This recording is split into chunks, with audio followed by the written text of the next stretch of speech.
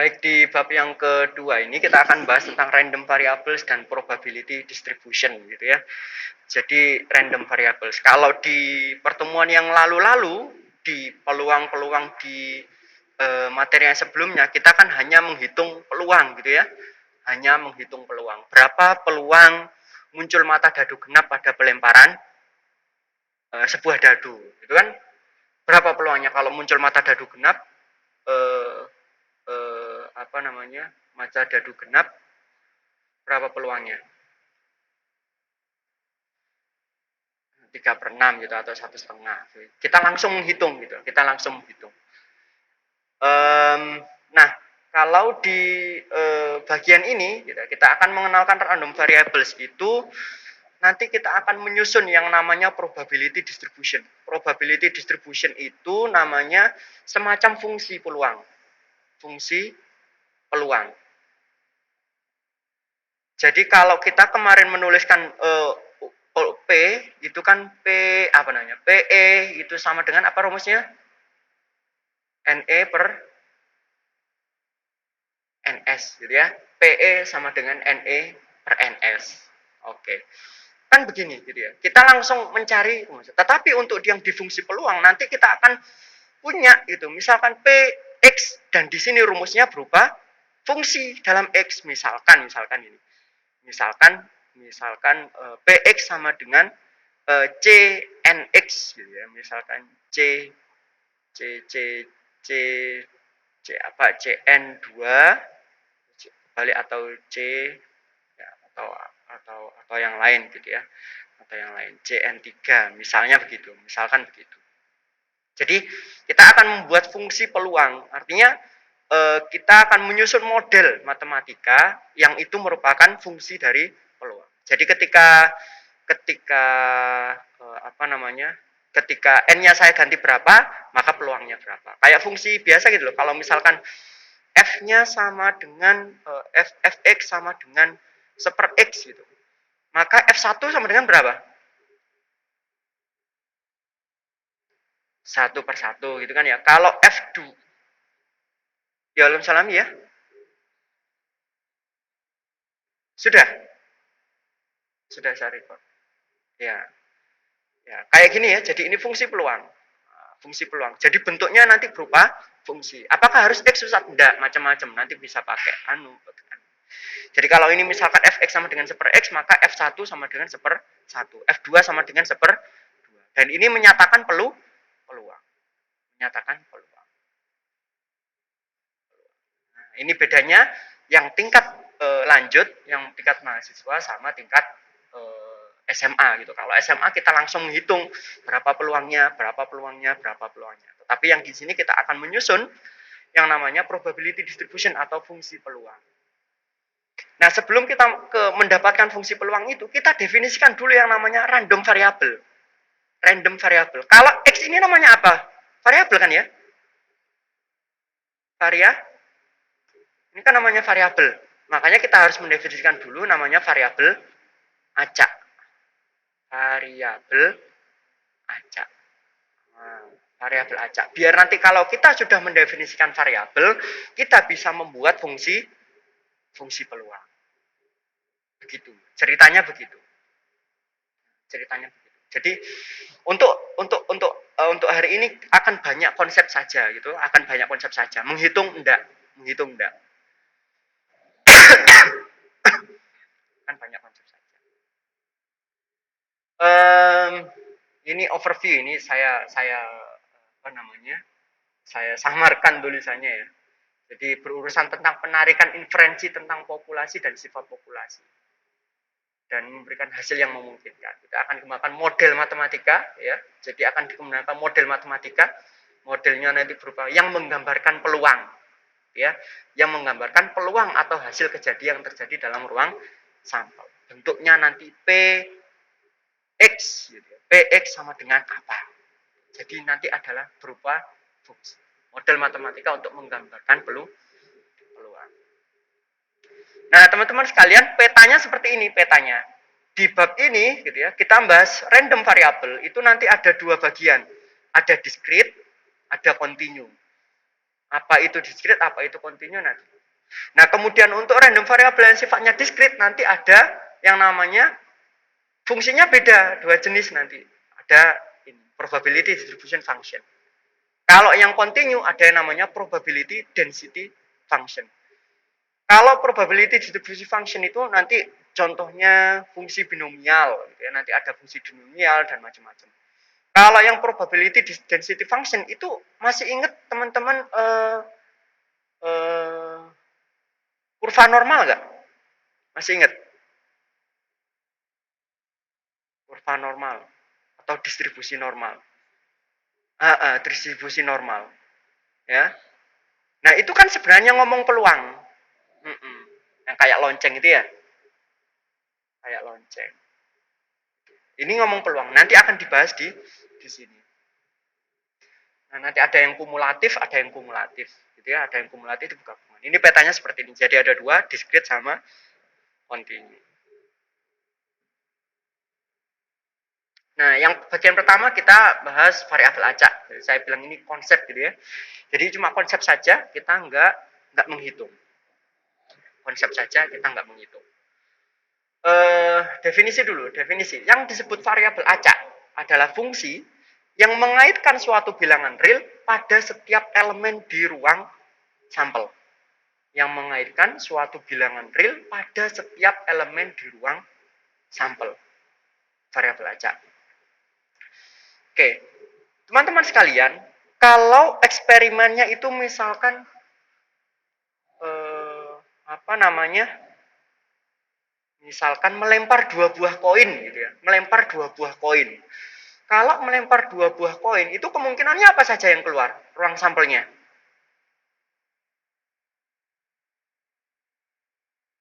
Ruang sampelnya apa saja? Melempar dua buah koin. Apa Goni?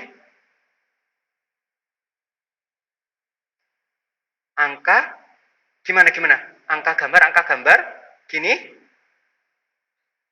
gini. Melempar dua buah koin. Ruang sampelnya.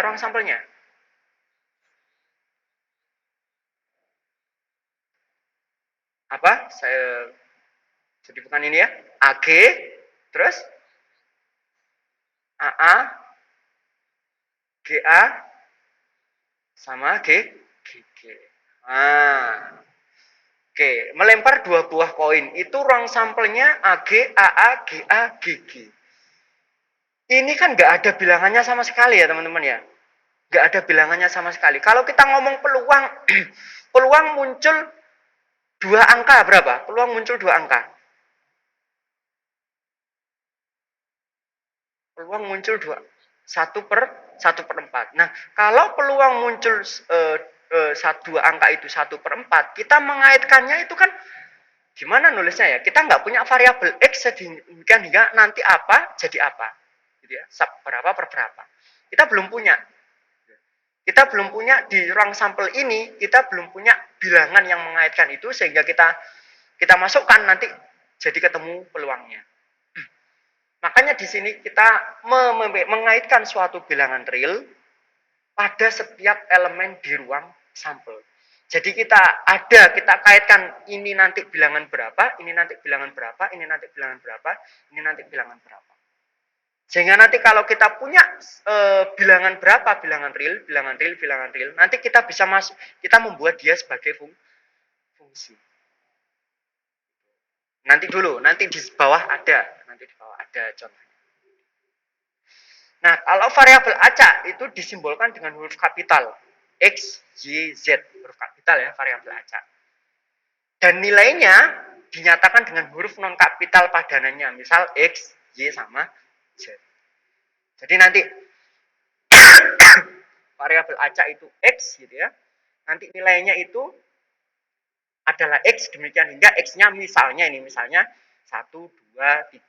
Misalnya begini. Jadi cuma 3 tok. Jadi variabel acak itu X besar, nilainya yang ada di dalamnya itu bisa 1, bisa 2, bisa 3. Dan itu disimbolkan dengan X kecil. Menulisnya begitu. Nah, lebih jelasnya perhatikan ini belum, ini penjelasan lain, jadi ya penjelasan lain. Jadi eh deskripsi numerik dari hasil percobaan. Oke. Kalau tadi percobaannya melempar 2 buah dadu, ini tidak ada numeriknya sama sekali. Tidak ada numeriknya sama sekali. Tidak ada numerik. Nggak ada angka sama sekali di sini. Ini nggak ada angkanya gitu ya. Maka kita adakan angkanya. Jadi kita namakan mendeskripsi numerik dari hasil percobaan. Ya. Deskripsi numerik dari hasil percobaan. Oke, nah ini ilustrasi 1, teman-teman sekalian. Ilustrasi 1. 2 buah bola diambil satu demi satu tanpa pengembalian dari suatu kantong yang berisi 4 bola merah dan 3 bola hitam. 4 bola merah dan 3 bola hitam. Oke. Nah, kalau diambil satu persatu, kemungkinannya apa saja, teman-teman? Kemungkinannya ruang sampelnya apa saja?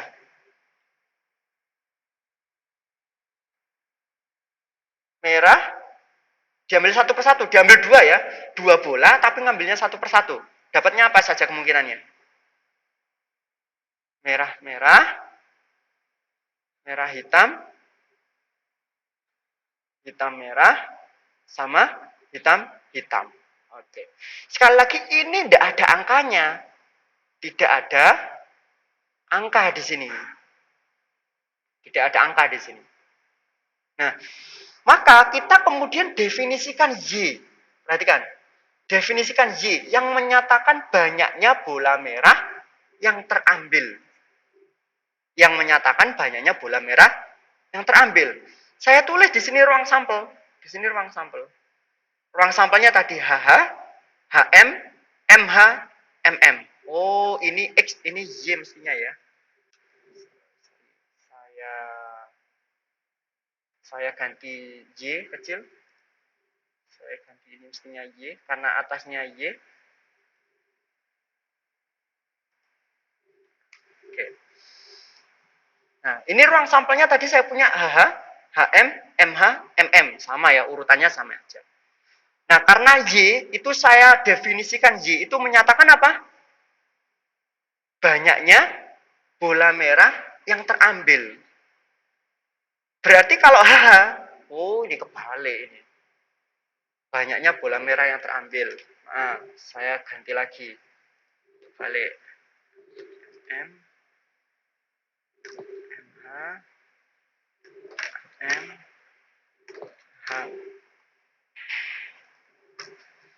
Oke. Di kemungkinan 1 ada MM. Berarti MM ini nilai Y-nya berapa?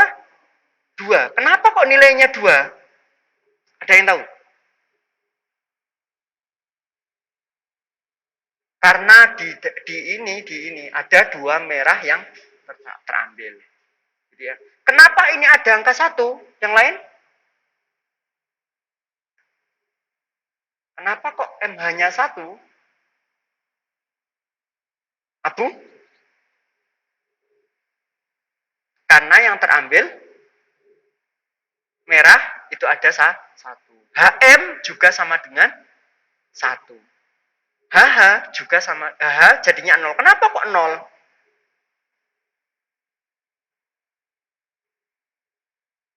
Karena yang terambil bola merah sebanyak berapa? 0, gitu ya. Sebanyak 0. Jadi ini kita sudah mengaitkan suatu ruang sampel dengan bilangan real. Gitu ya. MM itu dengan 2, MH dengan 1, HM dengan 1, HH sama dengan HH jadi 0. Begitu. Oke, bisa dipahami ya ini ya. Untuk yang ilustrasi 1. Ilustrasi 1. Jadi yang pertama kita iya, sementara ini aja. Kita cuma mendefinisikan saja. Ini belum ditanyakan ya. Ini belum ditanyakan apa-apa ya. Jadi cuma mendefinisikan variabel acak Y. Variabel acak Y. Kita belum menghitung apa-apa. Kita baru mendefinisikan. Kita belum menghitung apa-apa, kita baru mendefinisikan. Menghitungnya nanti. Oke, ilustrasi yang kedua. Ilustrasi yang kedua. Dalam suatu rak terdapat 3 buah buku yang disusun dalam urutan sains, fiksi, dan kamus. Ada S, ada F, K di satu rak ini. Jika ketiga buku diambil oleh orang berbeda, kemudian dikembalikan dengan posisi acak, berarti kan susunannya apa saja yang mungkin kalau di pengembaliannya?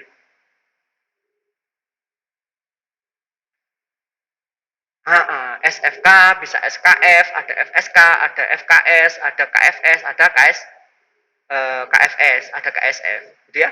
Ada berapa banyak? Ada 6. Ada 6. Nah, kemudian saya definisikan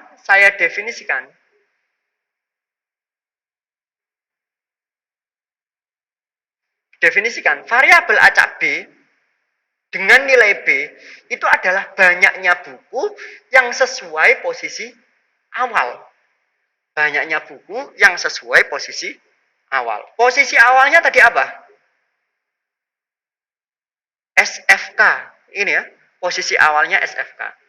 Maka kalau misalkan pengembaliannya ternyata susunannya SFK, maka nilai B-nya berapa?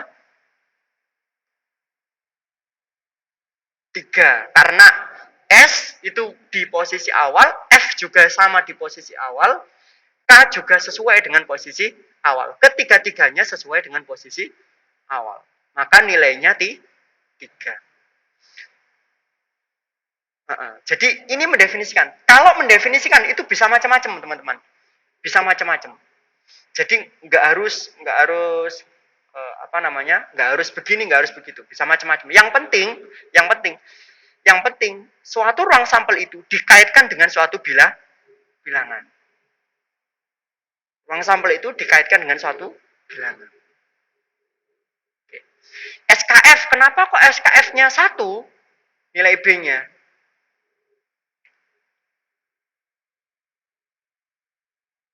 Karena yang posisi yang benar cuma S gitu ya, cuma S. Nah, begitu juga dengan FSK. Siapa yang FSK? Ini K yang benar. Kemudian FK yang K-nya. Kalau yang FKS tidak ada. KFS ini F-nya yang mana? Nah, begitu. Nah, teman-teman nggak usah terlalu ribut gitu ya, terlalu ribut.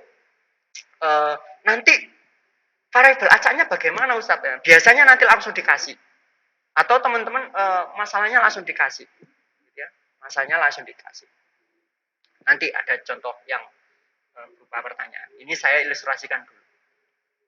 Nah, oke. Nah, ini ilustrasi 3 gitu ya, ilustrasi 3. Misalkan suatu komponen elektronik gitu ya, secara satu persatu keluar dari mesin produksi. Untuk menggolongkan komponen tersebut baik atau rusak. Ya, jadi misalkan lampu lah, ini kan komponen elektronik ya. Misalkan saja lampu gitu ya. Lampu itu kan keluar dari mesin produksi kan satu persatu gitu kan ya. Nah, biasanya itu melalui quality check. Biasanya melalui quality check, jadi dicek ini nyala atau enggak, atau baik, rusak, begitu. Nah, untuk menggolongkan komponen tersebut baik atau rusak, bisa didefinisikan variabel acak X yang nilainya 1 atau 0. 1 jika komponennya baik, 0 jika komponennya rusak. Jadi pada dasarnya aslinya ruang sampelnya apa? Aslinya ruang sampelnya? Ya cuma ini, baik sama rusak. Gitu. Tapi kita ubah dia kita kaitkan dia ke dalam suatu numerik bilangan, sehingga baik ini jadi angka 1, rusaknya jadi angka 0. Nah, macam-macam nanti. Ustaz, apakah harus 1 sama 0? Misalkan 2 sama 0 boleh nggak Ustaz? Boleh saja, boleh saja. Boleh saja. Apakah harus 1 sama 0? Apakah harus 2 0? Apakah boleh 1 sama 2? Boleh. Boleh. Ya, yang penting beda lah istilahnya. Oke, saya persingkat. Ilustrasi yang keenam. Ilustrasi yang keenam. Ya. Isinya sama semua, serupa semua. Kemudian ini, misalkan teman-teman ini apel daring. Misalkan teman-teman apel daring. Apel daring itu ada yang tepat waktu, ada yang sudah jam 8 baru ngisi apel daring gitu kan. Nah, misalkan X itu variabel acak yang menyatakan waktu tunggu dalam menit, mahasiswa hadir dalam apel pagi daring.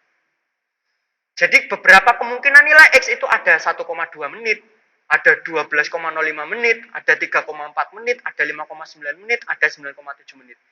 Dan macam-macam. Ya. Dan ternyata dihitung menitan ini itu ada X lebih besar sama dengan 0. Semuanya bisa memenuhi. Jadi bisa 3 menit, bisa 7 menit, barangkali bisa tak hingga menit gitu. Mungkin nggak tak hingga menit, karena nggak ngisi absen sama sekali. Karena nggak ngisi apel pagi, jadi tak hingga menit. Gitu ya. Jadi X itu memuat semua nilai X di mana X-nya lebih besar sama dengan 0. Waktu tunggu dalam menit. Mahasiswa hadir dalam apel pagi daring. Ya. Berbeda dengan yang tadi. Kalau yang tadi itu kan bilangannya 1, 0, 2, 3 gitu kan. 1, 0, 2, 3. Kalau yang ini, kalau yang ilustrasi 1 ini kan bilangannya 0, 1, 2, 3 toh. Jadi Y isinya berapa?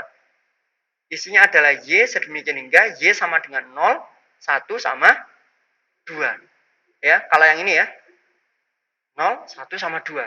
Kalau yang ilustrasi 2, ini angkanya berapa saja? Ini B. Ilustrasinya berapa saja ini? B sama dengan 0, 1 sama 3. Malah nggak ada duanya ya.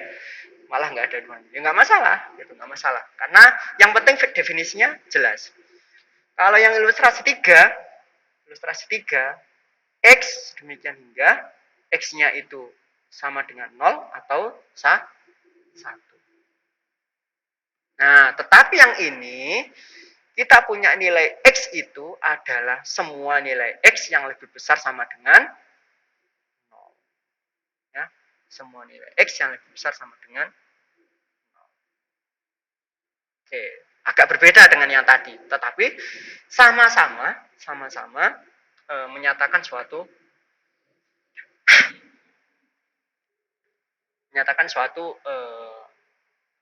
variabel acak. Ilustrasi 7 terakhir, misalkan W variabel acak yang menyatakan berat badan bayi baru lahir, gitu ya. Misalkan istrinya Abu melahirkan, gitu ya Bu ya. Sudah lahiran Bu istrinya?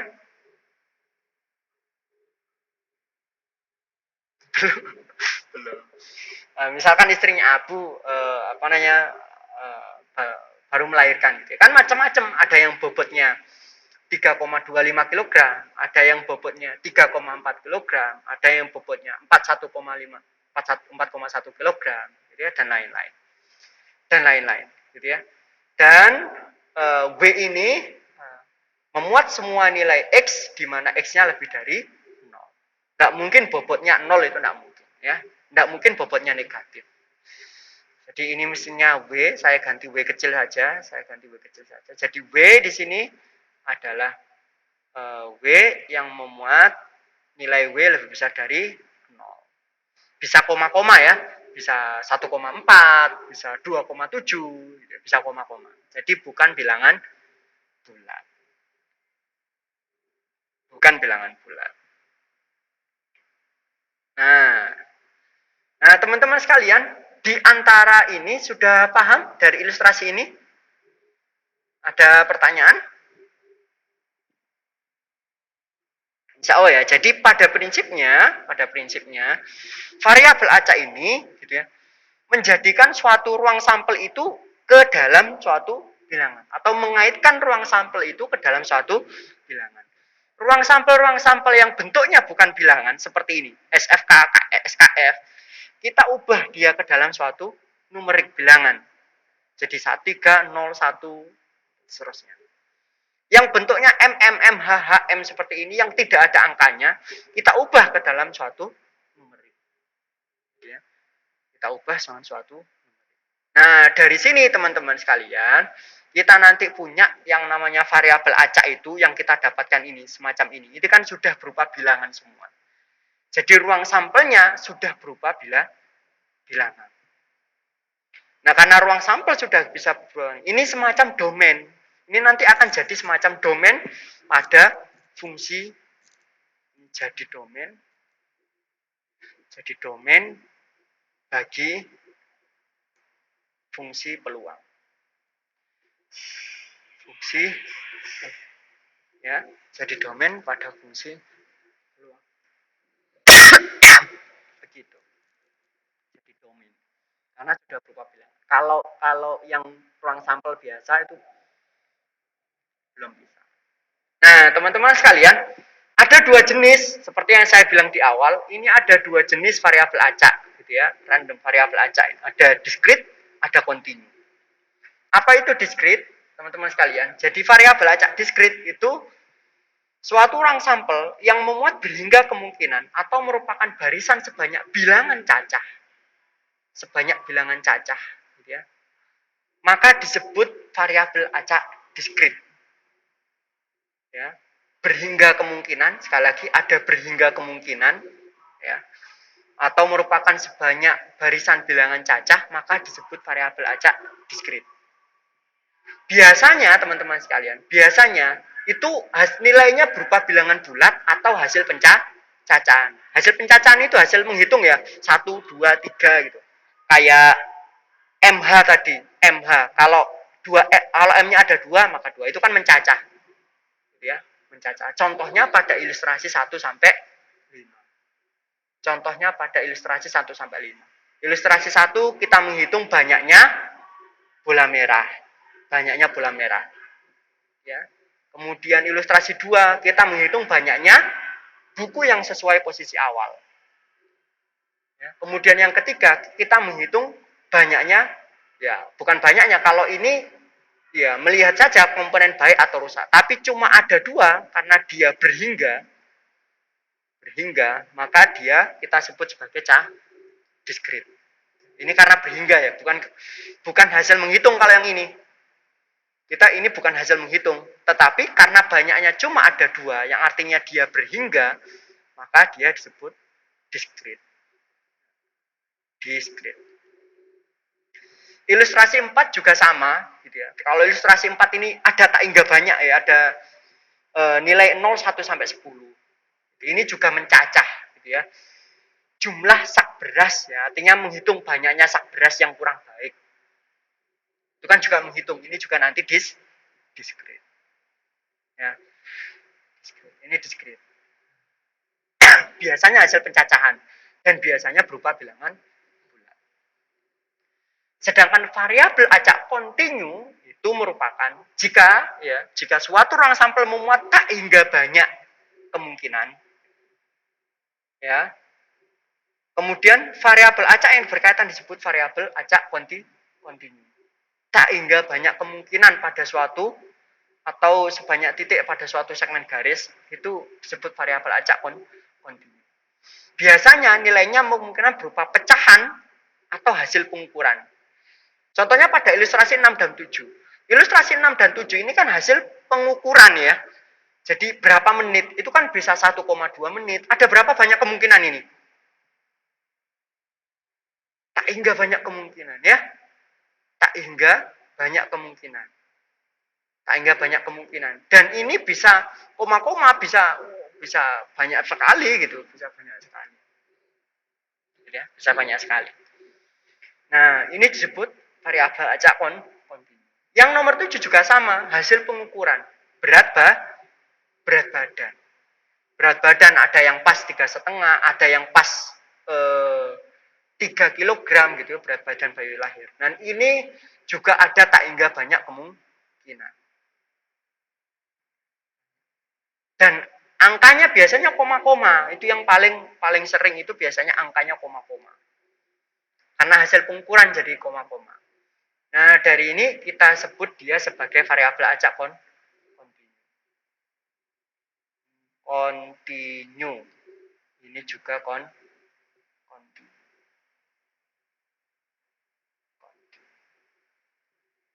juga kontinu. Oke. Nah, dua variabel ini. Dua variabel. Nah, kalau ini teman-teman, sekalian kirian teman-teman. Saya punya ini tolong diklasifikasikan ya. Classify the following random variables as discrete or continuous. Satu, X adalah the number of automobile accident per year in Virginia. Banyaknya kecelakaan mobil setiap tahun di Virginia. Kira-kira discrete apa continue? Discrete. Kenapa kok discrete, Zaki? Cakep, Zaki.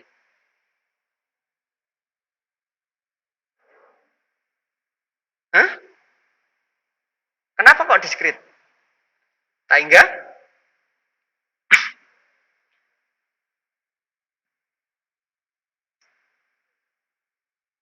Ya,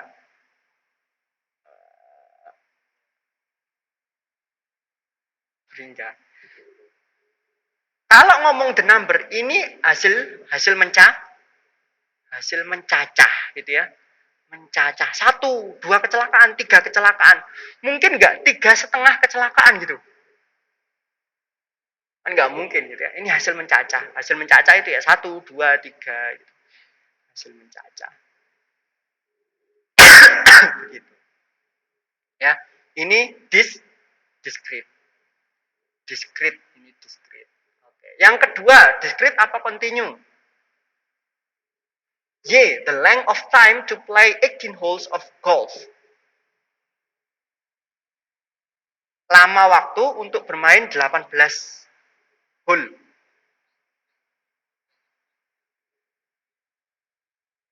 Nah, cara ngeceknya gimana? Ada yang punya ide? Apa yang memastikan? Karena ini hasil mengukur, hasil mencacah. Ini hasil mengukur. Apa yang diukur? Lama waktu, betul, lama waktu gitu ya. Karena ini hasil mengukur. Kalau lama waktu ya bisa 2,5 jam, dia bisa 2 jam 4 menit, gitu ya. Dan itu ada tak hingga banyak kemungkinan, dan biasanya koma-koma hasilnya. Ini hasil mengukur. Karena hasil mengukur koma-koma, kemudian ya karena koma-koma itu dan tak hingga banyak kemungkinan, maka kita katakan dia sebagai variabel acak apa? Continue. Ya, continue. Oh, sudah 49, 1 menit lagi. Nah, nanti silakan yang 3, 4, 5, 6 bisa di apa namanya? Bisa dicek sendiri. Bisa dikerjakan ya, dibuat latihan.